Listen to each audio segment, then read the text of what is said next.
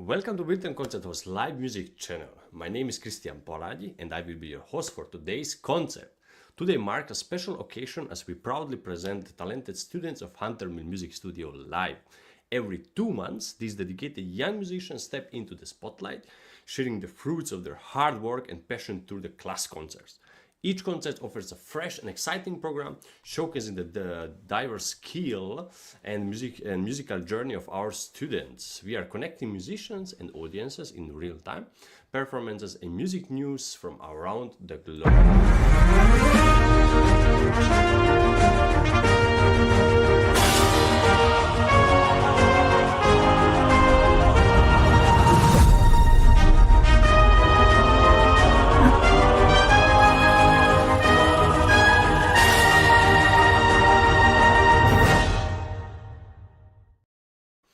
Today's concert is a special event before the Easter holiday spring break. Our students will play beautiful concertos and pieces from different time periods, adding to the excitement.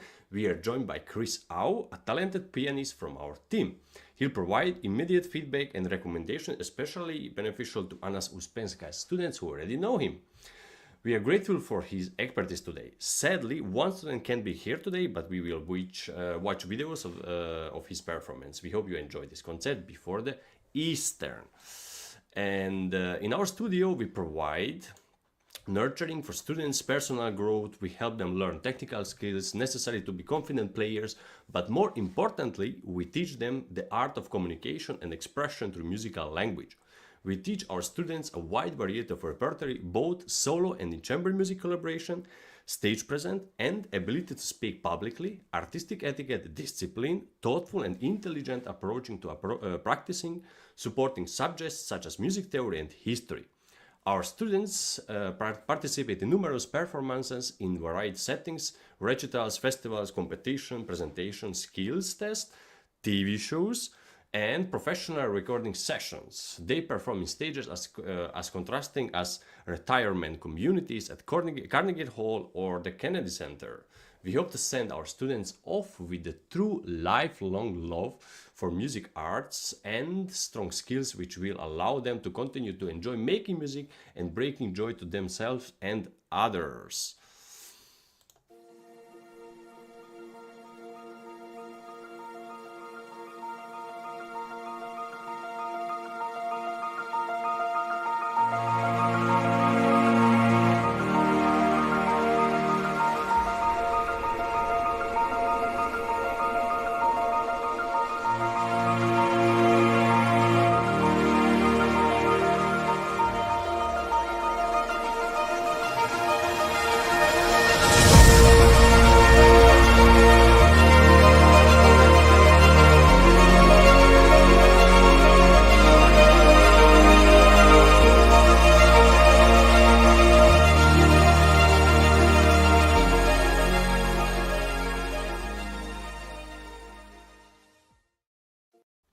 Prepare for a captivating musical journey. Our program today boasts a stunning selection of pieces from the masters like Beethoven, Ligeti, Mendelssohn, Mozart, Haydn and Grieg. But first, let's give a warm welcome to our judge for today, Chris Au, who is Virtual Concert Hall's host, pianist from Australia, currently living in Montreal, was a previous winner of San Espressivo Global Competition and has performed in Carnegie Hall and in the New York Chamber Players, with New York Chamber's Players.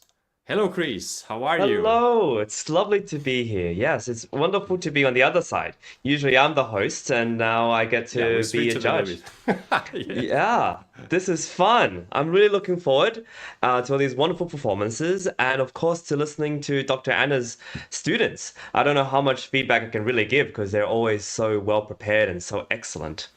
Yeah, but there is always something, I think. Even like we find always, like last time we was doing with James, but we had a little bit less time because it was a long Yeah. program. But with you, we can enjoy today also about Well, the I hope feedbacks. that, yeah, I hope that there'll be some maybe constructive feedback I can give, but mostly encouragement because everybody needs encouragement when you're a musician. I feel like everyone is so hard on Yeah, themselves, and so I think every yeah. bit of encouragement might help. Yeah, and I mean they can hear us. I mean we are on the TV. I think we are not. It's not on. Fantastic. Or yes, we are on. Yes, I sorry, I saw Yes, wrong. we are Yeah, on. And we can also talk with them today because last time it was a little bit tricky, so we was not doing it. But today, if you have any question or if they want to say and say something or just ask you, they can do it today. Yeah, Yeah, if you disagree with what I'm saying, go right ahead. Not a just problem. do it. It's a Just do it. conversation. Okay. So are you ready to start? Yeah, let's do You it. have to I tell am me so because happy the to do it. that's good because the studio is ready. I think they are waiting, and we're gonna start today with Olivia Zhao.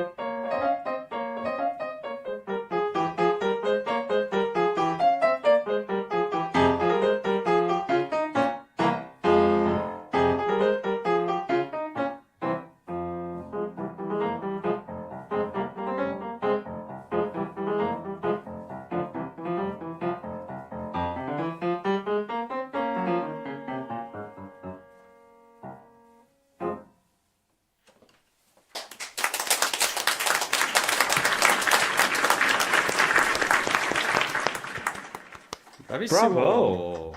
Yeah, that was fantastic. It's hi Olivia. How are you doing? It's never easy to start with Journey. Dr. Anna definitely didn't give you an easy task. Never. I think you could definitely ask yourself, is your left hand leading or is your right hand leading? I feel like when we have two hands to play very similar work, similar music, you have to figure out who's leading who. And I feel like this time, sometimes the right hand was leading, sometimes the left hand was leading, and not sure who was going to play when. So have a listen back to this. I think one of the most important things is listening back to what you just did. And it's not easy to start with something like this. So listen to yourself and see where the things are that maybe didn't line up perfectly, right? But beautiful, awesome playing. The Schumann I really liked. There's not much I want to say. Oh, The middle section was so beautiful. You played it so beautifully. There's so much character and little time that you took. I would just ask you in the section, in the first and the last section, to ask yourself, is the left hand and right hand equal? Are they going to be the same dynamic? Right? Is the right hand a little louder or the left hand a little louder? Sometimes you can vary it. Sometimes it could be the left hand, which is more in the bass, can be louder. Why? Maybe you want more character. You want something more angry or grotesque. Sometimes the right hand is leading, which is a bit more melodic, perhaps. But you got to ask yourself these things, right? These are choices that you will make as a musician, and they're important. But otherwise, beautiful music. You're doing really well. And the last piece, I absolutely have nothing to say. That was really, really cool. What a war! It's a war dance, right? So I think you had really cool character going on, and I want to love to hear more of your playing. So congratulations, Olivia, and bravo. Do you have any questions? Anything you want to say? No, thank you for the feedback and listening Oh, to me today. my pleasure. Anytime. that's good. Yeah, thank you, Olivia. Bravo. Yeah. Okay, then we go on with Charlotte. Charlotte Guinevere-Bui. She's gonna play three pieces: Russian Piano School number 16, Step by Step, and number 65, Song. Cherny Germer Etudes number 7, 9, 16, and Russian Piano School number 19, Philippine Lulavis. So the stage is yours.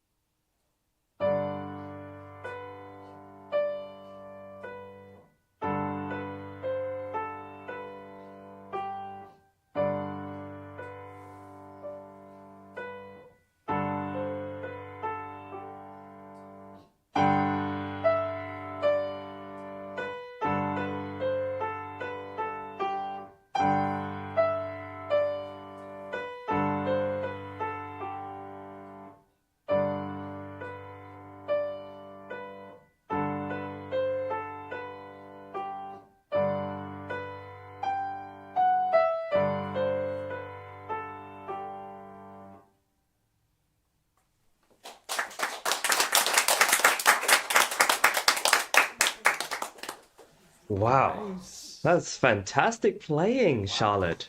Congratulations. Everything by There's heart. I Only know, thing I I had to was gonna is commend you. crazy. By memory, that's really, really good. And I know you've worked hard on this because it shows, right? And I think it's a good experience for you to be performing. And so, congratulations on doing it and being brave. I think that your finger strength and articulation is really good. Okay, that shows that you've been working hard on getting those fingers lifting, and I think that shows in your sound. It's very articulate, right? And your rhythm is really good, excellent control of your fingers, so you know when it's louder, when it's softer, and I think you're counting and playing. That's amazing. So, and also thank you for playing by memory. The only little thing I'd say is just keep performing. Play for your friends, play for your parents, play for Family. whoever would listen to you, play to your little soft toys, sit them down and just say, okay, I'm giving you a concert. And Yeah. that way, you know, you get more experience, and I love what you're doing already. So keep it up. You're going to be really, really awesome someday. So all the best. Yeah. Do you have any question?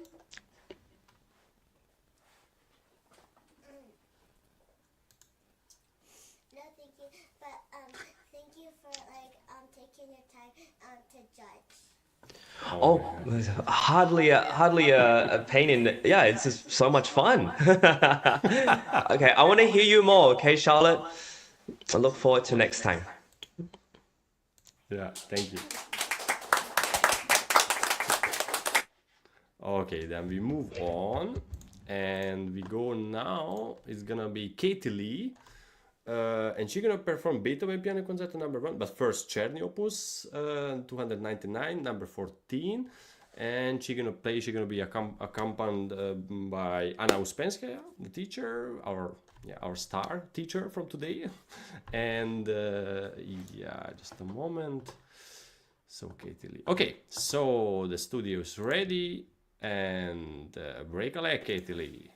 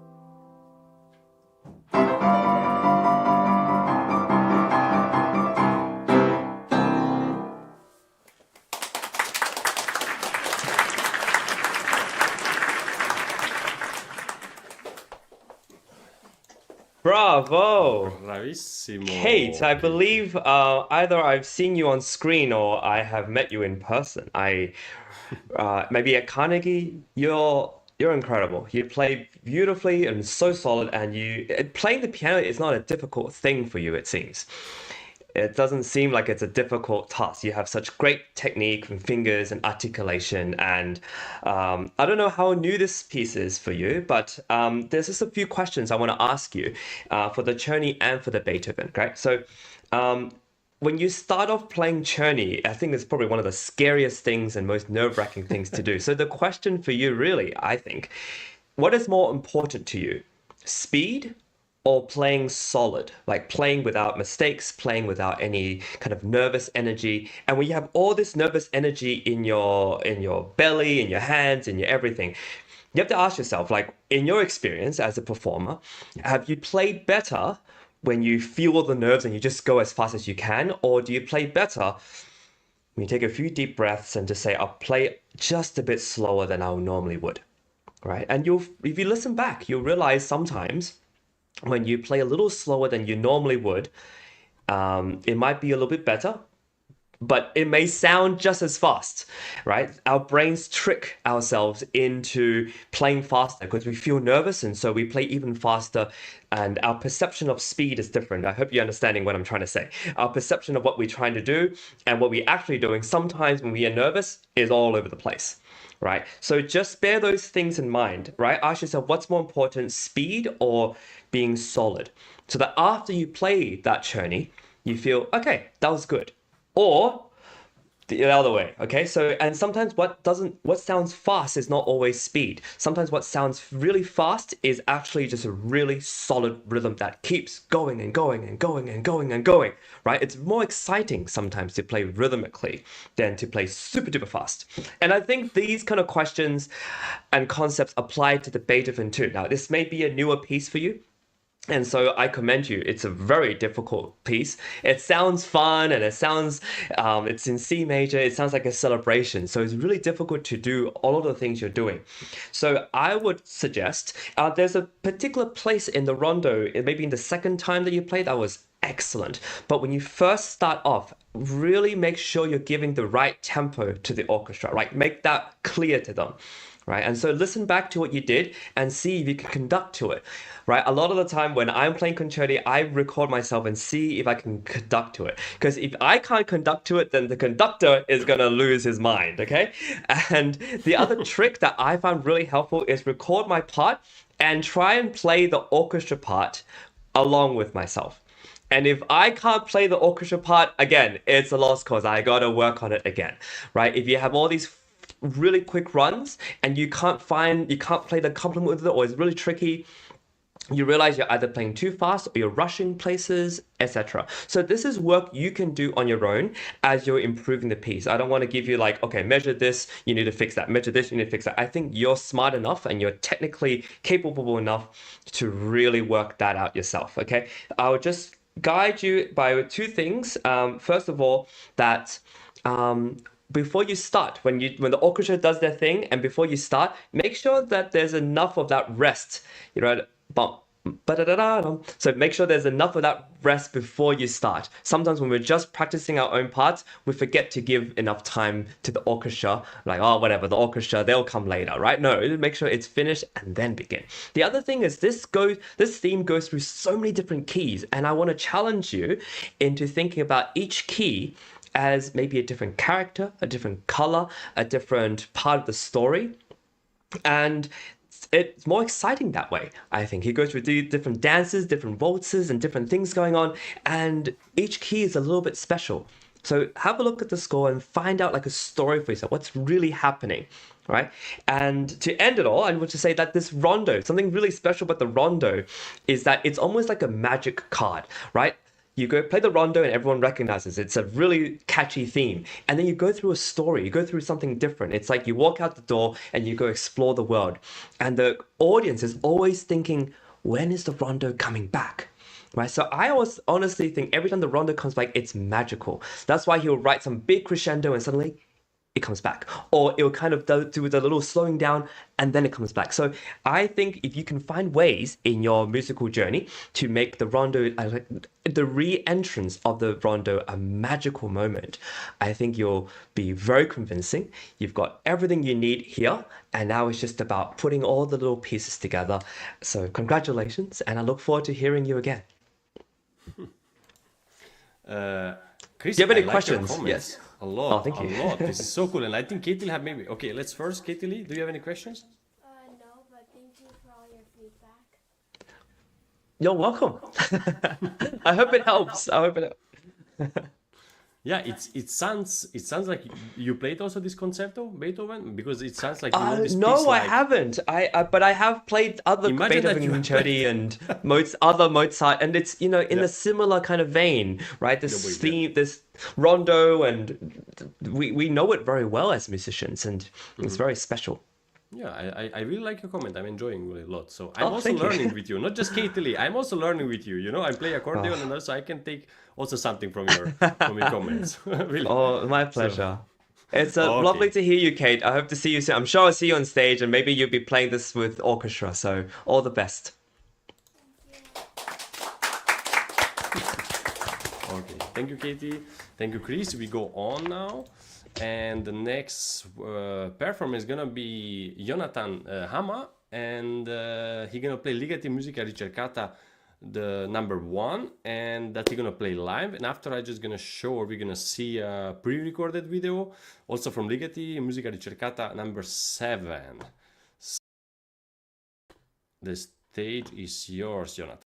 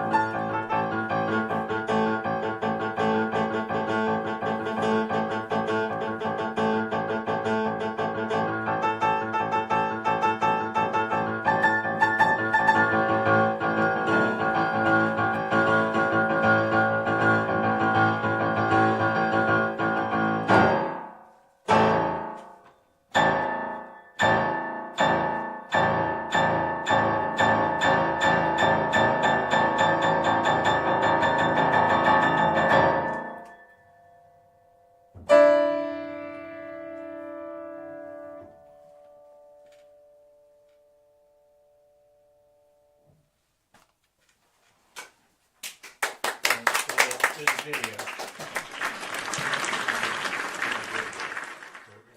Anna asked me to explain what it is. So this is Ligeti number. Oh, okay.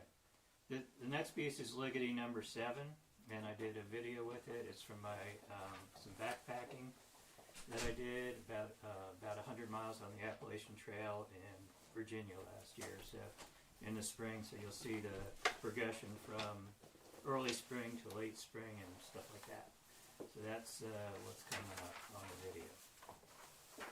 Where do I put it?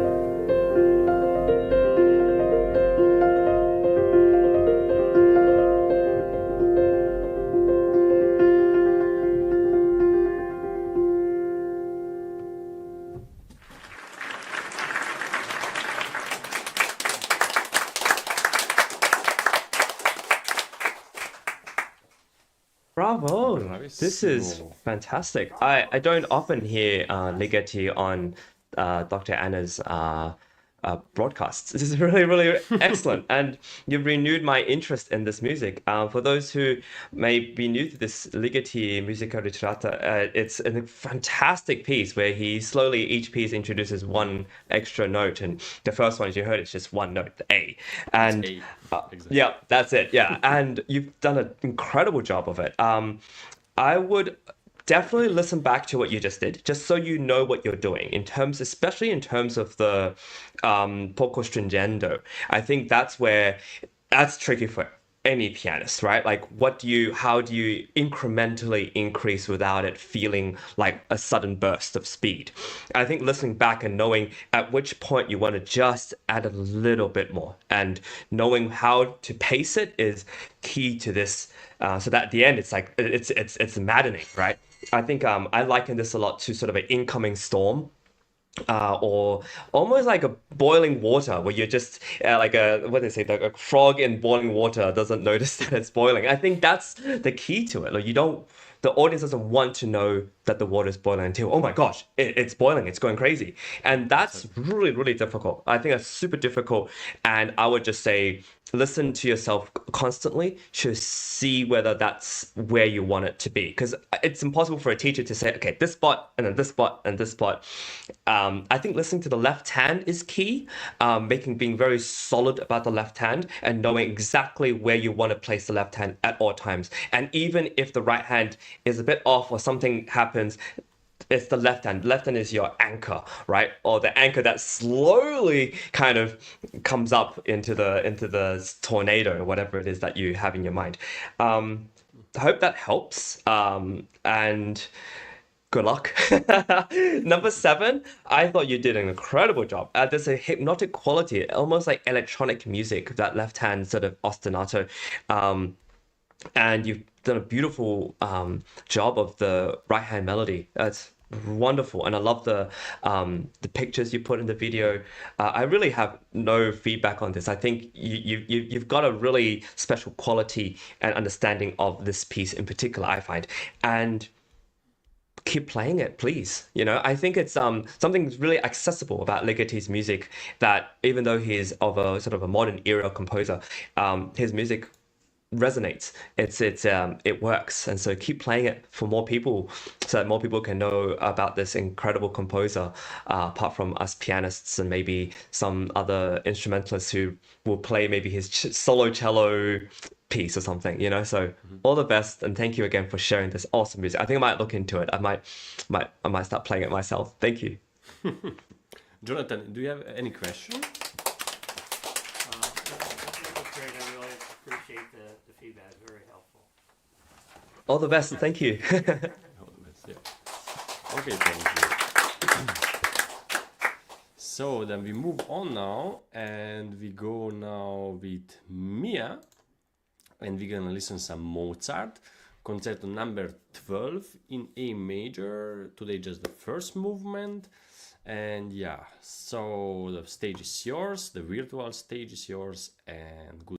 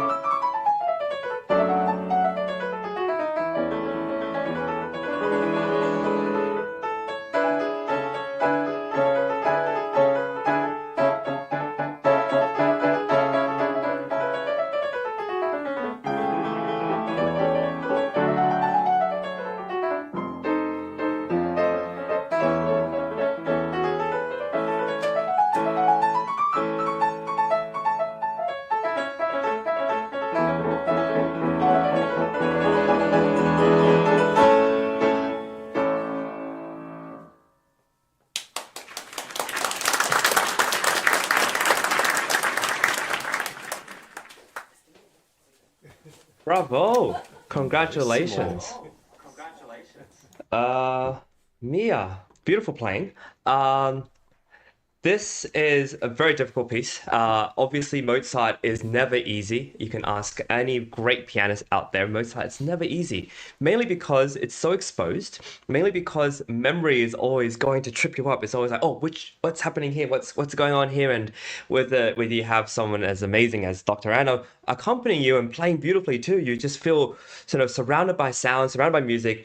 So I just have a few pointers, some suggestions for you on how you can maybe feel more secure on stage. I want to start by commending that you did perform it. You did it, right? This is huge. And no matter what happened on stage, that's in the past. So you go and listen back, hopefully, to what you did and find the spots that, like, okay, that spot, I could work on that. That spot, oh yeah, that I could need to work on that. So mark those spots because that's going to help you. Then you know what to practice. When you go home and you're told to practice, you sit down and do it, you know what to do. As opposed to, oh, let's start from the beginning and then just go through it. We always play better at home, and it's because we're relaxed. And when we are nervous and thoughts are going in and out of our brains, sometimes these slips can happen. So that's the first thing. I personally think for Mozart, I imagine him when he's composing that he's actually singing everything as he's writing. He's actually singing through it all. I mean, there's a reason why he wrote so many operas, and everything for him seems musically singing lyrical, right? With Beethoven, there's a lot of like these characters and different things, thunderstorms. But with Mozart, it's always a singing. Even when the music doesn't seem singable, it's always singing. And I would challenge you to do a few things. I would challenge you to actually go home and maybe accompany yourself in the left hand with those accompaniments and sing the lines and just sing through everything. Actually find out where the highs and lows are and where the notes are, because he writes passages that aren't just scales, right? They're not just all scales. Otherwise, it would be kind of easy. There are some scales, but they're not all scales. Sometimes they kind of goes down and up a little bit again and comes back down again, up a little bit and comes down again. And you need to know exactly which finger is doing the up and the down, everything. Right, you need to know where the highs and lows are and which finger is is doing what. When the thumb goes underneath, the fingering and the notes all go together. And once you're able to have that all in your mind, you're going to enjoy the performance. You really will. And so I think it's a part of visualizing what's happened there, singing everything that happens, and you kind of have to fall in love with every note and phrase with Mozart. Otherwise, it becomes so difficult. Because they're not just scales up and down. They're all these little things, right? And just all these little notes, all these little surprises he throws in. I think of Mozart as a dancing, singing genius when he's writing this music, and he just comes up with different ideas and he just does them. Okay, so be really careful about that, and that's going to help you a lot. Do you have any feedback for me as my smoke alarm is going off? Right. Thank you. Yeah, keep performing this, keep working on this, and it's going to be great. It's one of these amazing, beautiful concerti that's going to help you understand Mozart and forever. It will stay with you forever. So all the best. One thing to say, maybe I think there is a movie about Mozart, but it's actually not that bad. And if everything what you just said, that when he's singing is about his character, maybe it could be just idea. You can have your idea, but the movie is actually very cool. I think Amadeus, the name of the movie. It's a fantastic so movie. Yeah. It's a fantastic movie. Yeah. Okay. Yeah. So really, I really liked it. So and after that, you have other picture about Mozart, maybe what you. Yeah, so you can change your mind or just have a new idea, and maybe you're gonna play different. I mean, when you play the whole concerto, so it's gonna maybe help. Definitely. Yeah. Okay, Dan, let's go. Thank you, Mia, for your performance. Now we are moving to Caden, and he's not gonna play today a whole concerto. Usually he's playing the whole concertos or like the auditions, but I mean, he played last time also just mass movement. But I know Caden actually, like, who is a guy who is playing the whole concertos, and not just one time a day, 2 times minimum.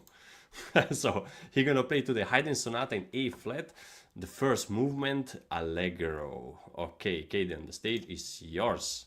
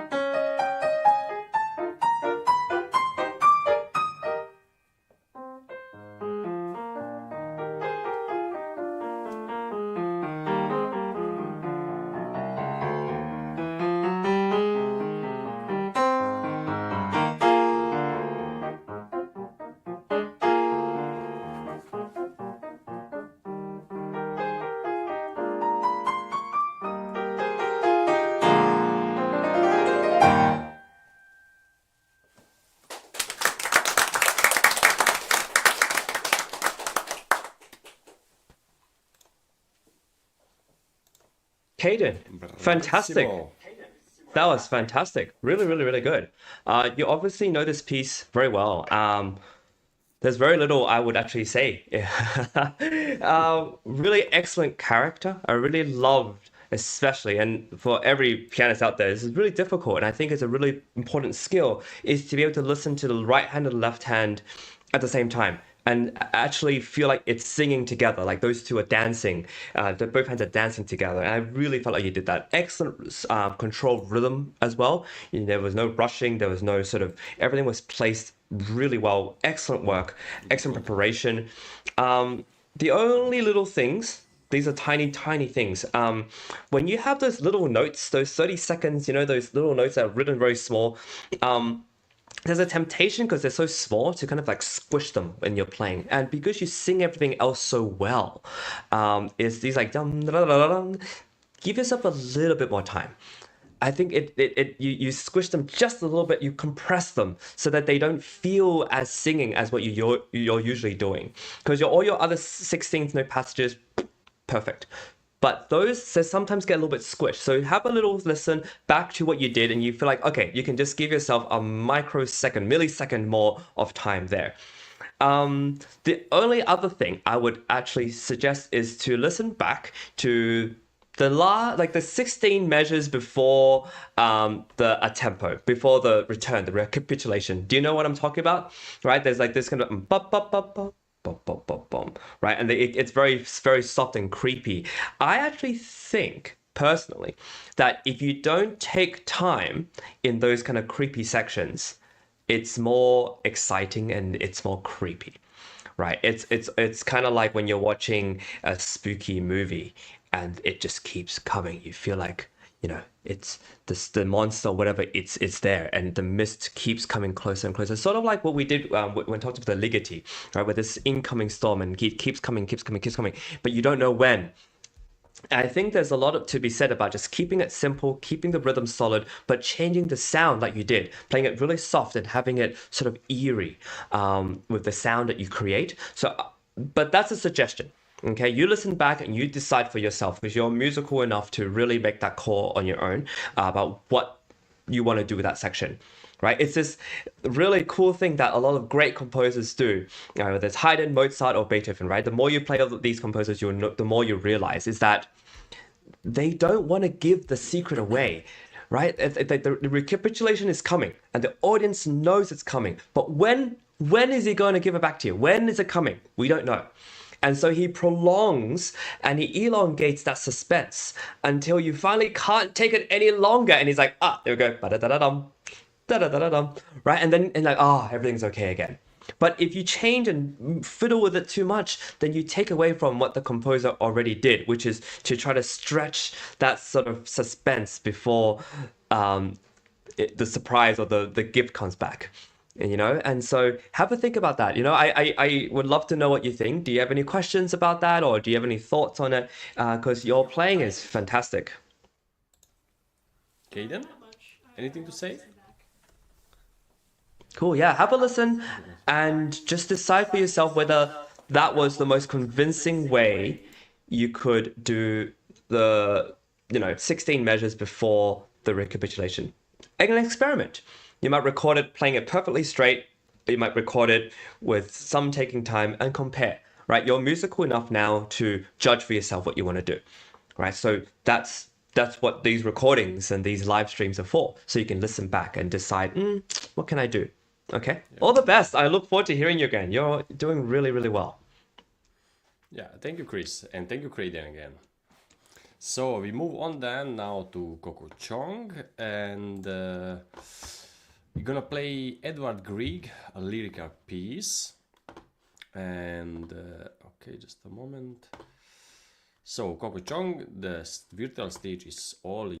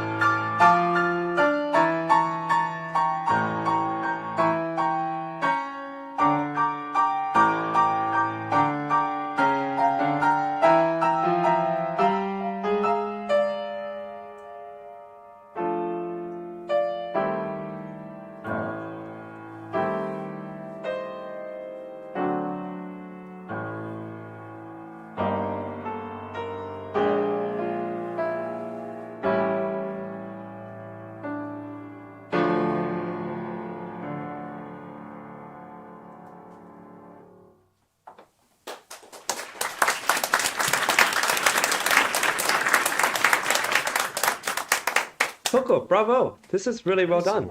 This is really well played. There's a lot of passion and kind of emotion in this piece, huh? I think you played it really well. I think you know it really well. Actually, this is sort of like a stage where now you can actually apply a story to this music that you're playing. I think, I don't know if this is what you think, but I even though and is there a title, by the way? Coco, is there a title to this lyric piece? Vanished Days. It's like. Sorry, what was that? Say it one more time. Vanished Days. It's like a German song. Yeah. German song. That's it. That's all you have. Oh, it's Opus 57, number 1. Yeah. Okay, but all you have is German song. Is that right? No. No, she said something before in German. Oh, okay. Oh, it's like Vanished Days. Vanished Days. Oh, okay. So that's a starting point, right? I mean, you have all these pieces, maybe like Mendelssohn's songs without words that you don't know what he's trying to express. So you have to come up with it yourself. Now, with Grieg, you have something vanished. What was it again, Kiki? Vanished words. What is that? Vanished. When is Was days? it? Okay. Yeah. Well, something vanished. Okay, so you have to vanished. think about with German. yourself what's going on, right? And I'm going to ask you a few questions. So first of all, how many times does this theme come back? This dum ba da dum in D minor. How many times does it come back? Twice. Like its first appearance and second appearance. Are you sure? Should we ask your teacher? I feel like I heard it more than twice, but I could be wrong because I don't know I don't have the score in front of me. But if it came back twice, let's say it came back twice, right? So, and in the middle, something happened. So I personally think that when you're playing something of this kind of nature, a romantic Grieg, lyric piece, there has to be some sort of narrative that inside. Now, you know the notes now, you've memorized it. Good job. Right now, to perform something so that the audience in front of you, right, is going to get off their phones and actually listen to you and feel intrigued by what you're going to play, that takes a special level of storytelling and be able to be convincing with it. And if you don't know what story you're telling, then they're not going to know what story they're listening to. So personally, if I were you and I was going to perform this is a piece I really enjoy, I really like, and I want to say something with this piece, then it's time to come up with some sort of narrative or story about what is happening here, right? And it doesn't have to make sense to anybody else in the room; it just has to make sense to you. Right, and that way you know exactly then the musical tools you need to express that. Right, so you can say to your teacher, you can say, Dr. Anna, I feel like the beginning is really sad. It's alone. It's melancholy. And then she'll be like, okay, so how are we going to do that on the piano? Right? How are we going to do that? Are we going to play more legato? Are we going to play piano? Right? Really softly. And then the last time, like I want the person to be angry that these vanished days, whatever it is vanished. It's gone. I'm so devastated that they're disappeared. Right? So how do I do that, Dr. Anna? And so that's what playing music is. We're doing art. We're not just putting our hands and fingers onto the piano and hopefully something good comes out and you get a grade A, right? It's more than that. And this applies to everybody because you're human beings who have emotions, have feelings, and have stories to tell. So that's what I would say. I would say that you're doing so well, that there's so much you're doing that's really good. And then now it's time to bring it to the next stage so that you feel like this piece is yours. So when you talk to Dr. Anna, for example, she will have pieces that she may say, oh yeah, this is my piece. I know it. Maybe she didn't write it, right? She didn't compose it, but she knows exactly what she's doing, right? She knows exactly when and what is happening. And she's so focused that when she plays, she's not thinking about the next note. She's just thinking about what she wants to say with it. And I think that if you can experience that feeling in music, then it's a beautiful gift. And that's probably why a lot of us musicians continue to do what we do, is we fall in love with music because we have something to say and it comes out in the music. Now, I might be going off in a tangent and you're like, what is he talking about? But just start with telling us a story with this piece and maybe you'll get something awesome out of it. Do you have any questions about what I said? Has it just been complete nonsense? I have no questions. Okay, Thank you. All the best. Yeah, but I have to tell you, you're talking so good, it's so motivated that I want to play this piece also now. You should. It's like, Yeah, you after should do that, it. It's like, I want to enjoy this. Everything what you said, I want to do it also. It's so cool. Thank you Yeah, so thank much, you, Kiki. thank you, Chris. Thank you. Okay, so we go on, and now we have Leah Gonia, but she's not with us, Gonia. I think I just said it wrong. She's not with us, but we're gonna play a short video. Bermuliar Parting is a short video, so enjoy.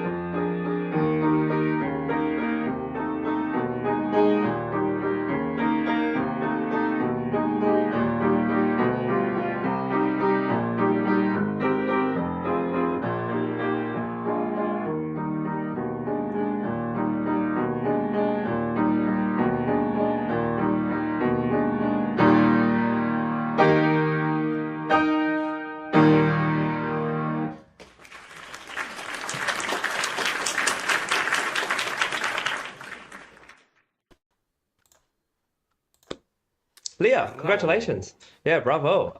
Is Leah there? Oh, no, probably not. Right? Okay, so she'll I listen to think this not. later on. No. That's why she didn't play. So that's why Ah. she's not there. Yeah, but she's gonna listen for sure after. After Well, for sure, I think this is a thank you, Kiki. I think this is a beautiful piece for you. For those listening, I'm gonna just say very similar things. When you have something as beautiful as this, you have to understand what's happening in the music, and one of the ways is to actually just play the harmony on its own. And it's a beautiful set of the harmonies, and if I were there, I could play it for you as well. But there's a story within the harmonies. It goes through a journey, right? And the fact that it's called parting may mean something to you. Maybe you're saying goodbye to someone, or maybe you're saying goodbye for now, and then they'll come back later on, or maybe goodbye, parting forever. So that's for you as a performer to decide. But listen to the harmonies, play the harmonies on its own, and figure out what's happening. When is it going on a really long journey, and when is it just being simple? Now, there's two things I find that are quite interesting. One, which is the melody you have in your left hand, right? And I would love to hear that more singing, perhaps. And maybe you don't find it very interesting, that melody. So maybe you can ask if you have a cellist who's a friend, or you could ask Igor, maybe, to play you the cello line, the bass, right? Just the left hand alone, and see how that feels to you, right? And then try to copy what he did in terms of the phrasing onto the piano, because I think that's going to help you maybe fall in love with the left hand a little bit more. And then I actually think that the top note of the right hand, not all the time, but sometimes it becomes melodic too. And it becomes part of these two duets, two things going on. Maybe the bum bum bum bum bum bum is the person leaving. And then the left hand is the person who's having to say goodbye. Right? And so the bum bum bum bum, that compliment is sort of them walking along and saying and leaving.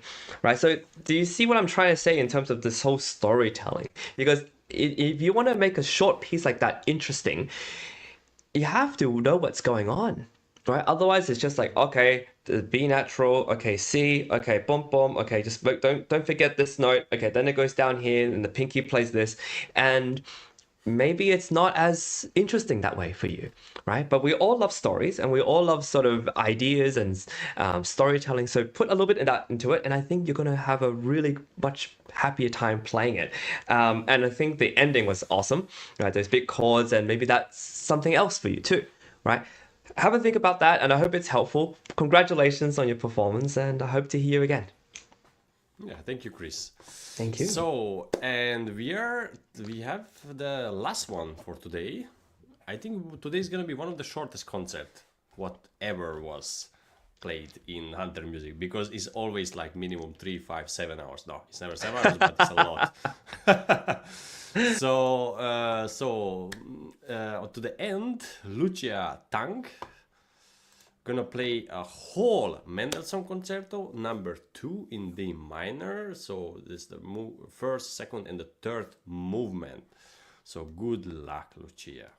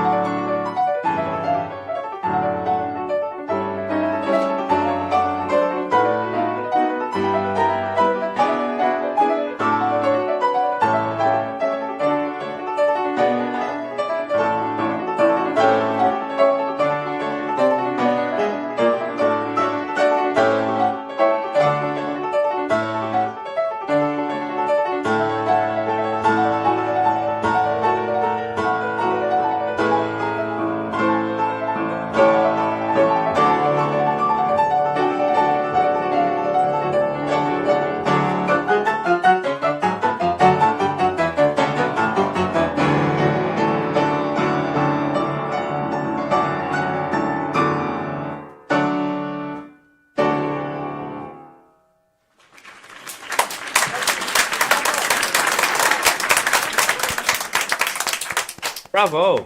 Congratulations. First of all, a Bravissimo. big hand, everyone. Can we clap again for the Ouspenskaya Orchestra? Please, another round of applause for Dr. Anna and her amazing... Yes, yes, yes. Please take a bow. Yeah, thank you, thank you. Bravissimo. Fantastic. You've worked really hard on this, Lucia. Like, you've done a really, really extensive job. It's not easy to perform an entire romantic concerto, and you've done it. You've really done it. Okay. I'm gonna ask you a few questions before I give you a little bit of feedback. How do you feel, and what would you say are some spots you're proud of and happy with, and what are some spots you think you can work on? I think overall I did not bad. Better than I was expecting. I thought I would just fall apart in the middle, but I think the second movement went generally well. But I think those like passages in the third movement definitely need like a little bit more work. What about the first movement? What are you happy with? It was too long ago, wasn't it? Like the really dramatic parts. Okay. And how do you feel physically? I'm not that tired. Okay, good. Okay, one more time. Yeah. I think you play incredibly well. It doesn't, like I said with Kate, like playing piano doesn't seem difficult for you. It feels like everything is in its right place. Your finger work is incredible. You've memorized really well a lot of it. Obviously, there were a few little spots, you know that, but I love the way you recovered. You just got on with it, right? A lot of people who are less, maybe for example, I would get flustered and I wouldn't know what to do, and you just got on with it. So I commend you on that. That's really, really good recovery. There's no perfect performance. Like it's really, really difficult. There may be like 0.01% chance you have a perfect performance. And so 99.9% is like making sure that if there's a little thing, you recover, you keep going, you keep going, keep going. And so you did that. So really, really good work on that.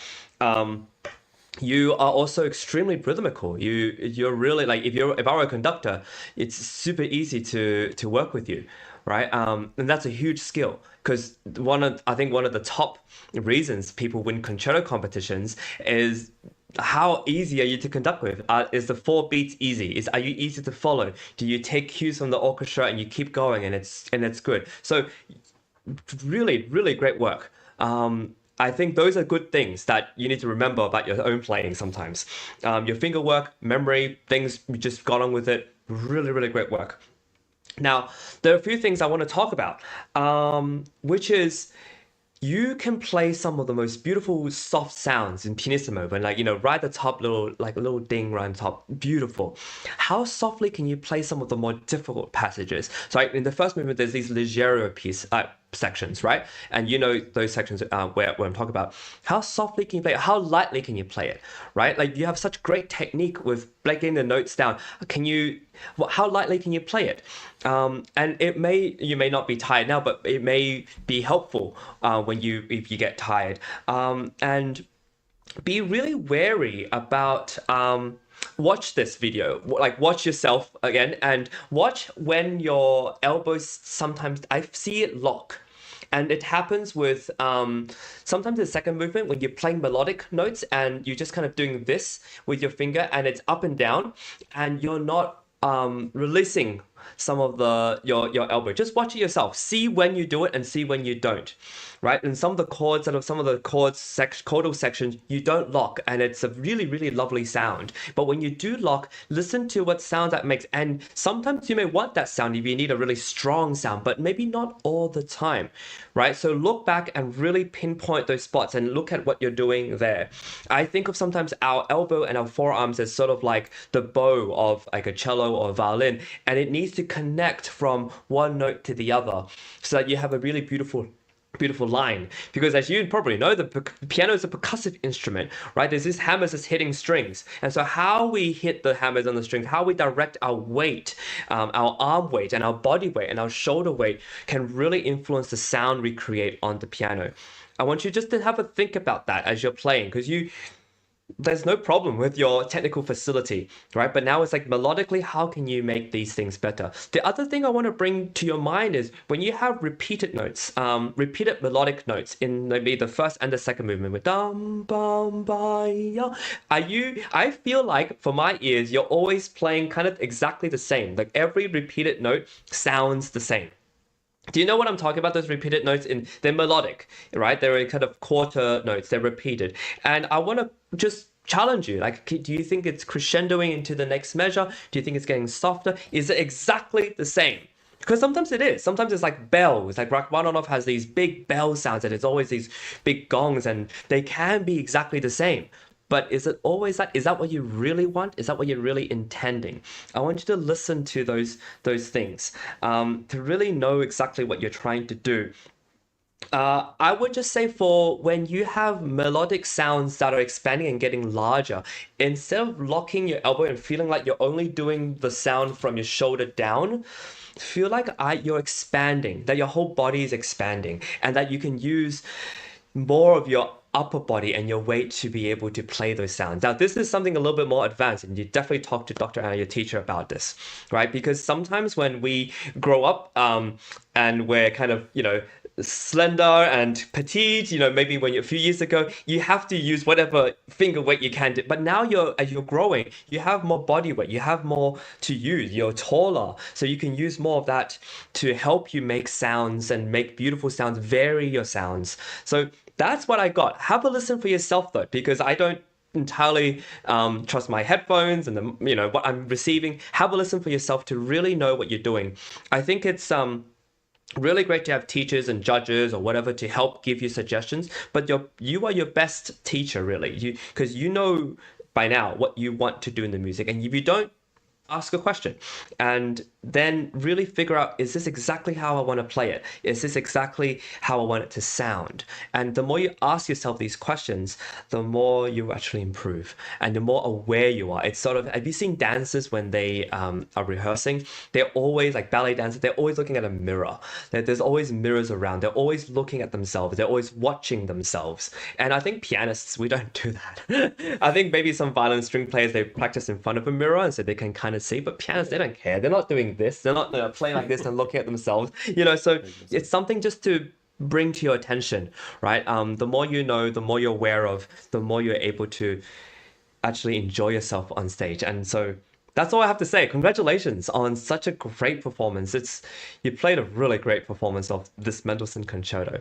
I hope you're proud of yourself. And now it's time to just look back and see what else you can do. Do you have any questions for me? Do you have any, anything? No, I just want to say thank you for the feedback. Okay, my pleasure. Anytime. I hope to hear you again. I see your name a lot on this virtual concert hall stage, so I hope to see you again. And bravo, really congratulations. And congratulations to your teacher and your parents for your support. This is awesome. You're going to do really well. Exactly. Yeah, thank you. Yeah, thank you, Chris. Thank you, Lucia. And thank you, everybody, for the whole concert. Let's give a big applause. Yeah, well, let's go here. The studio. Very good. Yeah. It was great. Yeah, all the parents, they was here. All your friends, maybe they was watching also. And live also they was there. So let's see. And Chris, for you, it's like, it was amazing. You are our host of virtual concerts, but you should be a judge. You should definitely be a judge in our one auditions. I could see totally, because it's very kind what of you. Say. So I really, I was really happy that you was with us today as a judge, Me as too. a piano expert, and it's definitely very interesting. So take care. Thank you that you was with us, and see you. I'm gonna just say some few more things about our partners. And because without partners, it would be impossible to do this work what we are doing here.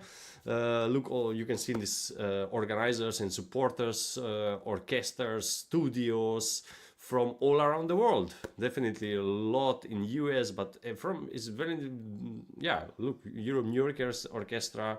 We have Ciccerone Music and Art, who is helping a lot for us. And and we are also streaming in all the major platforms like Facebook, Vimeo, YouTube, Instagram. Twitch, in all. You can comment us, you can subscribe, of course. And yeah, and if you was missing maybe one of our audition or concert or interview, whatever, you can rewatch it there. All of them we have there, like a whole list of the live one. Is also we are putting new videos every time. And yeah, and I want to thank you for the team. The team also was Frank Rusinjevic, our tech director, who was helping with the all microphones, setting up in the studio, our microphones, and with all the background works. Yeah, and then again for our judge, Chris, yes, and my name is Christian. It's very similar, yeah, Chris and Christian. Yeah, so I was your host for today's concert. Thank you again, Anna, also, of course, who was organizing everything, and Dr. Anna Ouspenskaya, and playing also. And yeah, so I wish beautiful holidays, a spring break or Easter, and I hope so. No, see you in 2 months. I think every 2 months we have. So take care, and thank you again for watching. See you.